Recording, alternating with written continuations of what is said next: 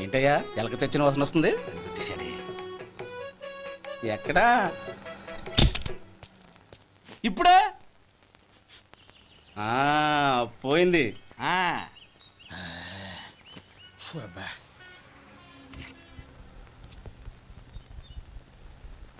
ఏమయ్యా కాలు ఇలా ఊగుతూ ఉంటే టిఫిన్ ఎలా చేసేది? నా కాలు ఊగడానికి నువ్వు టిఫిన్ చేయడానికి ఏంటి సంబంధం? నేనంటుంది నీ కాలు గురించి కాదయ్యా, మరి ఈ కాలు గురించి. ఆ ముక్క ముందే చెప్పొచ్చుగా. ఉడతలో పిగేసిన తాటెంకలాగా బొచ్చు నువ్వును. ఒరే సొంటి, ఆడి కింద ఒత్తిట్టు. అలాగే.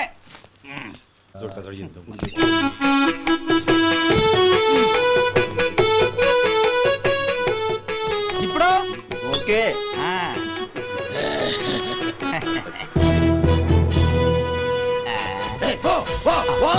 ఎన్నిసార్లు చెప్పాలి నీకు? ఒకసారి ఏదో బుద్ధి లేదు. కడుపు గడ తిన్నావా గడి తిన్నావా? పోతలకి పో పో పో పో పో. అబ్బా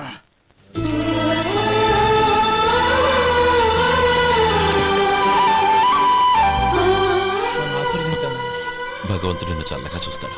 ఏంట్రా విషయం? నాకు పోస్టింగ్ ఆర్డర్ వచ్చింది. అలాగా? మన ఊళ్ళోనే నన్ను ఎస్ఐగా అపాయింట్ చేశారు. చాలా సంతోషంరా.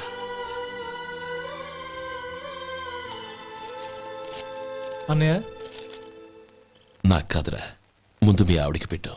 ఇదంతా అమ్మాయి దృష్టం. నీకు ఉద్యోగం రావాలని ఎన్ని నోములు నోచిందో, ఎందరు దేవుళ్లకు మొక్కిందో. వెళ్ళి మీ ఆవిడికి పెట్టు. ఏంటమ్మా ఇది? నా మొహం చూస్తే ఎలాంటి పనైనా నాశనం అయిపోతుందని, నేను నష్ట జాతకురాలని మా నాన్న ఎప్పుడు అంటుండేవారు. అదే నా మనసులో నాటుకుపోయింది. ఆ రోజు మీరు కుంకుమ భరిని అడిగినప్పుడు శుభమా అంటూ పెళ్లి చేసుకోబోయే ఆ పిల్లకి నా చేతులతో కుంకుమ ఇచ్చానంటే ఎక్కడ శుభం జరుగుతుందోనని భయపడ్డానండి. అందుకేనండి మీరు బయటికి వెళ్తూ గొడుగు అడిగినా ఇవ్వకపోవడం, ఎవరు రాకపోవడం. అంతేగాని నా బతుకులో వెలుగు నింపిన మిమ్మల్ని అవమానించేంత దుర్మార్గురాలి కాదండి. ఏంటమ్మా చిన్నపిల్లల? లేదండి, నాకు అదృష్టం ఉందని, నా పూజకు ఓ విలువ ఉందని మొట్టమొదటిసారి అందు మీరే. ఈ క్షణమే నా ప్రాణాలు పోయినా పర్వాలేదు బావుగారు. ఆ ఒక్క మాట చాలు. ఊరుకో. మంచి చెట్లకు మనుషులే కారణమైతే ఇక గుళ్ళెందుకు, దేవుళ్ళెందుకు? పిల్లెదురొస్తే అశుభమని, నక్కతోక తొక్కితే శుభమని అంటారు. అలా అయితే అందరూ ఇళ్లలో నక్కల్నే పెంచుకోవచ్చుగా. అలా ఎందుకు చేయరు? మంచి చెడు అన్నది మనుషుల మనసుల్లో ఉంటుందమ్మా, ఆశీర్వదించే చేతుల్లో కాదు. ఇక మీదట నేనెప్పుడూ నీ కళ్ళలో నీళ్లు చూడకూడదు, సరేనా? రే, అమ్మాయికి తీపి తినిపించు.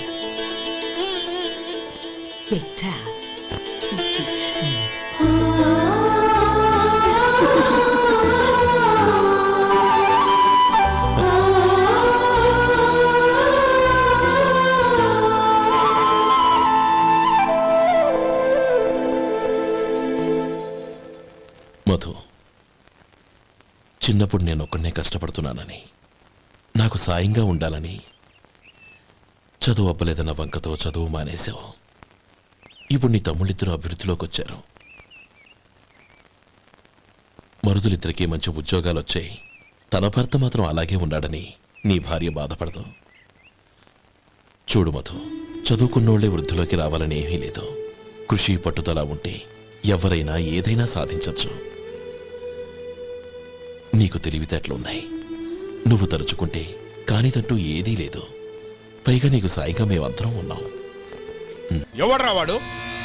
ఇన్నాళ్ళుగా వ్యాపారం చేస్తున్నాను, నిన్నగాక మొన్న వచ్చినోడు వాడు నాకు పోటీయా? వాణ్ణి పెరగనివ్వకూడదు. వాణ్ణి ఇక్కడికి రప్పించండి, నేను మాట్లాడతాను.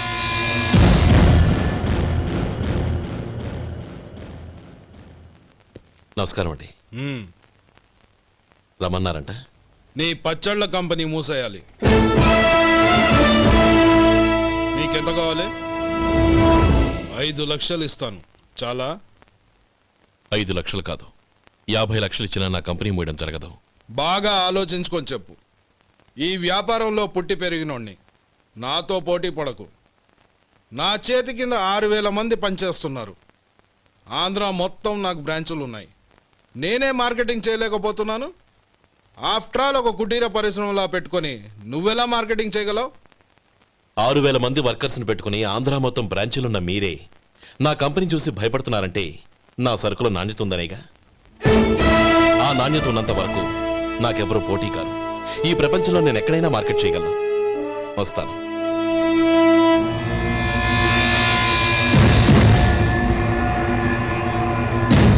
ఇక్కడ ఏం లేదండి. ఇక్కడ ఏం లేదండి. ఇప్పుడు ఊపిరి పీల్చి బిగ్బట్టు నెమ్మదిగా వదిలే. ఓకే, లే, నెమ్మదిగా ఇలా వచ్చి కూర్చో. ఏం లేదు, మామూలు కడుపు నొప్పే. ఈ టాబ్లెట్స్ 3 రోజులు వాడు. ఎలా వాడాలో ఇందులో రాశాను. Token number 29. ఏమన్నారయ్యా? టౌన్ డాక్టర్ భయపెట్టేశాడు, ఆపరేషన్ అది ఇదని. కానీ ఈ డాక్టర్ బాబు ఏమీ లేదని చెప్పాడు. అలాగా? ఈ బాబు 10 కాలాల పాటు చల్లగా ఉండాల. రేసొంటి వస్తున్నాయి. రే, భగవంతుడి దయ వల్ల తమ్ముడు హస్తవాసి మంచిదని అప్పుడే పేరొచ్చిందిరా. తమ్ముడిని దగ్గరుండి జాగ్రత్తగా చూసుకో. పని హడావుల్లో పడి వేళకు భోంచేయడము. అబ్బే అదే లేదన్నయ్య. 1 గంట కల్లా పేషెంట్ కట్టు, భోజనం పెట్టు. అది అలా జాగ్రత్తగా చూసుకో. నేను చూసుకుంటాను కదన్నయ్య, నువ్వు వెళ్ళు. ఆహా.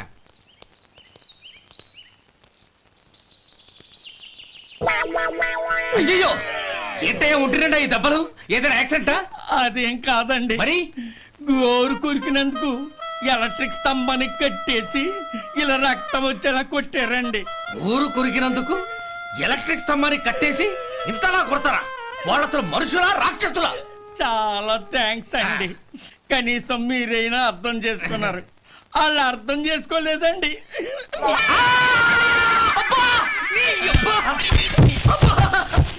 గోరు కొరకడం అంటే ఇదా? నిన్ను కొట్టడం కాదురా, నిలువురా నరికేయాలి.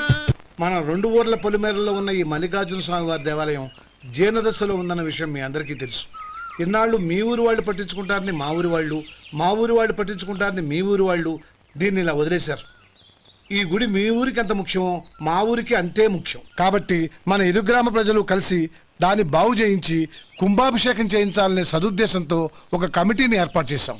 ఈ కమిటీలో 2 గ్రామాలకు సంబంధించిన ప్రముఖులు ఉన్నారు.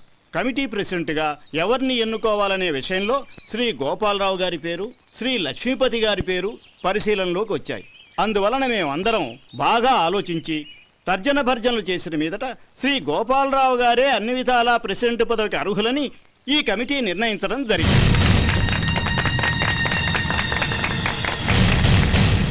అంచేత ఈ ఉభయ గ్రామ ప్రజలు శ్రీ గోపాలరావు గారికి ఉదారంగా విరాళాలు అందజేసి ఈ శుభకార్యాన్ని జయప్రదం చేయవలసిందిగా కోరుతున్నాం. ఏంటి ఇంకా రాలేదా? ఏంటయ్యా, టైం 10 అవుతోంది. బోర్డు మీద 10 గంటలను రాసింది. మీ డాక్టర్ ఇంకా రాలేదు. అసలు మీ డాక్టర్ కి టైం సెన్స్, పంక్చువాలిటీ ఏమైనా ఉన్నాయా? ఇంతకీ మీరెవరండి? నేను డాక్టర్ అమ్మని. ఓహో, మీరు డాక్టరేనా? డాక్టర్ అంటే డాక్టర్ని కాదయ్యా, డాక్టర్ని చేసుకోబోయేదానని అర్థం. ఓహో, అవును, నువ్వెవరు? నేను ఇక్కడ టోకన్ ఇస్తూ ఉంటానులేండి. తప్పుకో, తప్పుకోవయ్యా. అవును, మీ డాక్టర్ కి ఎవరో అన్నయ్య ఉన్నాడంట కదా, ఎలాంటోడు? ఎలాంటోడంటే అదేనయ్యా, చాలా కోపిస్తని విన్నాను. ఎందుకని అడుగుతున్నారు? ఎందుకంటావేంటయ్యా? ఆ అన్నయ్య మాట వినగానే మీ డాక్టర్ గడగడా ఉణిగిపోతాడు. అసలు డాక్టర్ చదివే తమ్ముణ్ణి అలా భయపెట్టచ్చా? తప్పు కదా? తప్పేనండి. కాని కాని నాకు మీ డాక్టర్కి పెళ్ళవని ఆ అన్నయ్య సంగతి అప్పుడు చెప్తాను. ఏం చేస్తానండి? ఏం చేస్తానా? సంవత్సరం తిరగకుండానే కవల పిల్లల్ని కని వాళ్ళ అన్నయ్య చేతిలో పెడతాను.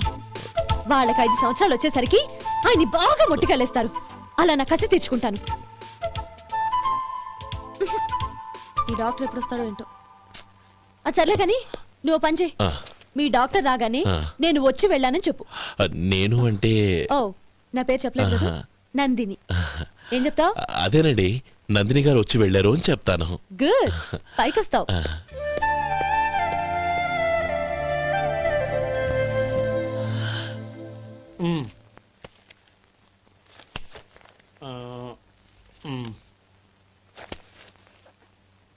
దీంతో మొత్తం 4,98,200 అయ్యాయి. హ్మ్. పోతే నువ్వు ఇచ్చినంత ఇవ్వలేకపోయినా ఈ దైవకార్యానికి నా వంతు చందా 1800.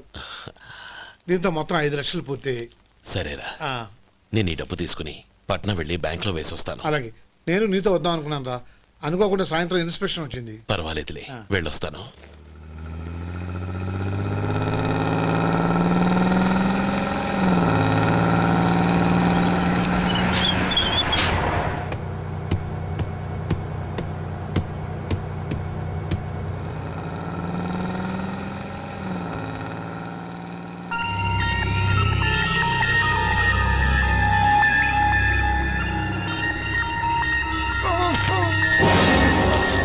అయ్యో మూర్ఛ మూర్ఛ బసాపండి బసాపండి. ఇదిగోండి తాళం చేతులు గుర్తి, ఈ తాళాలు చేతిలో పెట్టండి. వీటి వల్ల ప్రయోజనం లేదు. నాలుగు ఖర్చుకోకుండా పళ్ళ మధ్య పెట్టడానికి గట్టిగా ఏదైనా ఉంటే ఇవ్వండి. ఇదిగో ఇది చూడండి.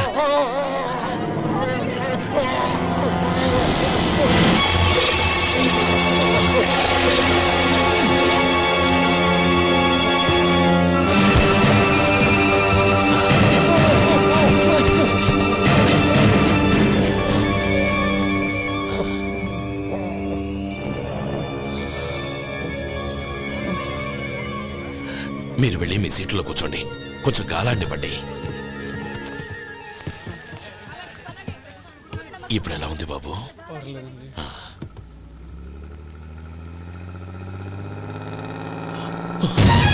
అయ్యో, నా బ్యాగ్ ఎవరైనా చూసారా? అందులో 5 లక్షలు ఉన్నాయి. నా బ్యాగ్ వెంటనే బస్ ఆపండి, ఎవరిని కింద దిగవద్దు, అందరినీ చెక్ చేయండి. నా అంచనా తప్పు కాలేదు. వాడి మంచితనమే వాడిని దెబ్బకొట్టి మన వాళ్ళని పంపించి గుడి తాలూకు డబ్బు కొట్టేశాడని పోలీస్ కంప్లైంట్ ఇవ్వండి. ఇప్పుడు ఆ స్టేషన్లో ఎస్ఐ వాడి తమ్ముడే. వాడే వెళ్ళి వాడి అన్నయ్యని అరెస్ట్ చేసి వీధుల్లో నడిపించుకు తీసుకురావాలి. అది నేను కళ్ళారా చూడాలి, మనసారా సంతోషించాలి.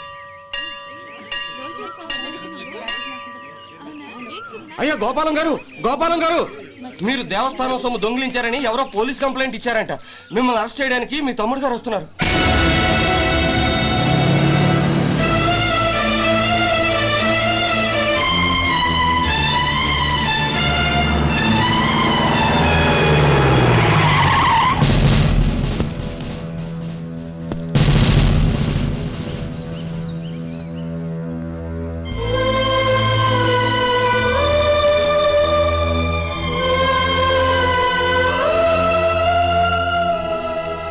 చూడు గోపి, ఎప్పుడు నువ్వు ఉద్యోగంలో చేరావో అప్పుడే తనా పరానే తేడా మర్చిపోవాలి.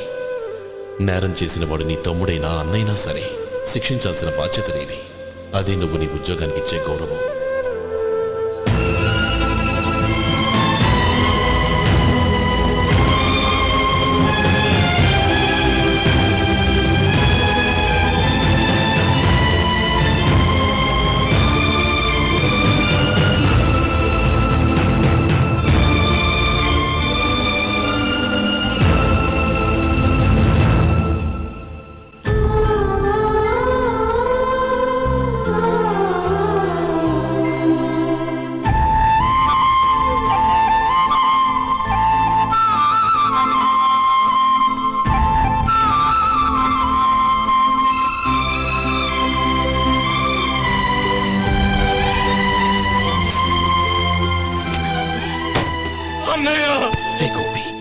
ఏమిట్రా ఇది? నన్ను క్షమించన్నయ్య, నేను కోరి ఉద్యోగుల చేరిన మాట నిజమే, కానీ ఇలాంటి పరిస్థితి ఎదురవుతుంది అనుకోలేదు. నా ఒంట్లో ప్రతి రక్త పట్టు నీ భిక్షానన్నయ్య. నిన్ను అవమానపరిచి ఉద్యోగం నిలబెట్టుకునే బదులు నా ప్రాణాలను వదులుకుంటారు, కానీ ఈ పని మాత్రం నేను చేయలేనన్నయ్య.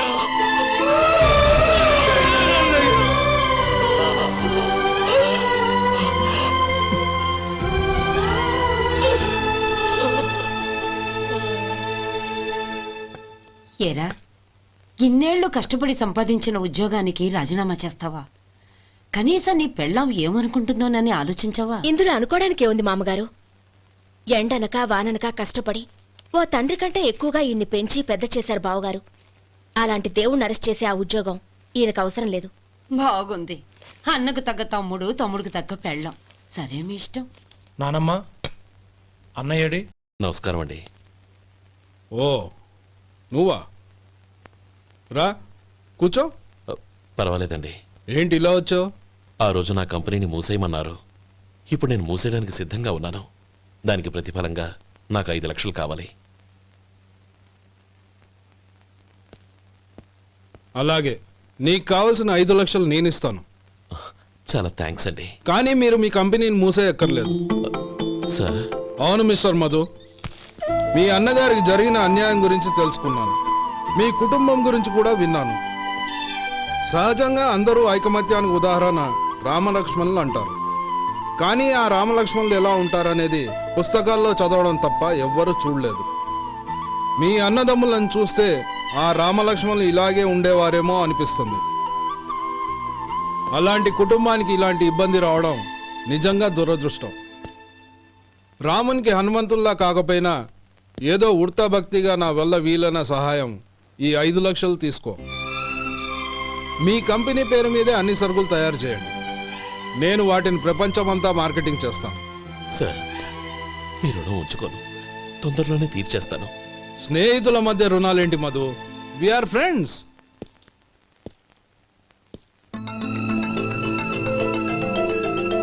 ఏంటే అక్కడ ఆగిపోయావు? రా. నువ్వు మీ అన్నయ్యని అరెస్ట్ చేయడానికి అట్టెళ్ళావు, ఆయన లొంగిపోవడానికి ఇటు వచ్చారు. అవును, యూనిఫామ్ చేత్తో పట్టుకొచ్చావేంటి?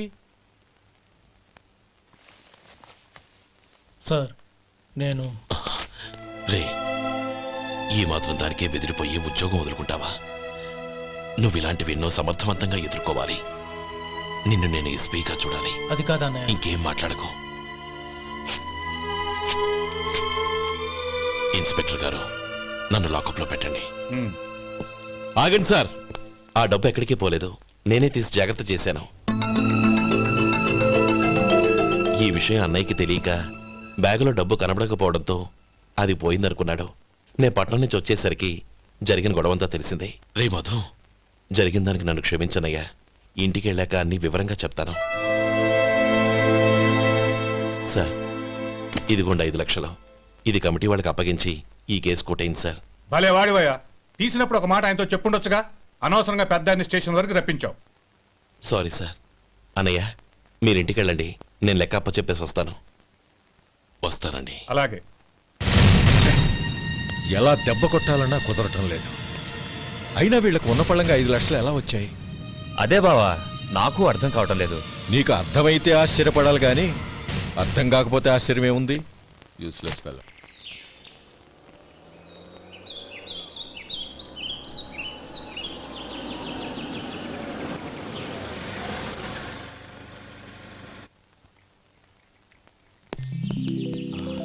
నువ్వు ఎక్కడే ఉండు. అన్నయ్య మూడు ఎలా ఉందో చూసి నేను లోపలికి తీసుకెళ్తాను. ఓకే? అలాగే.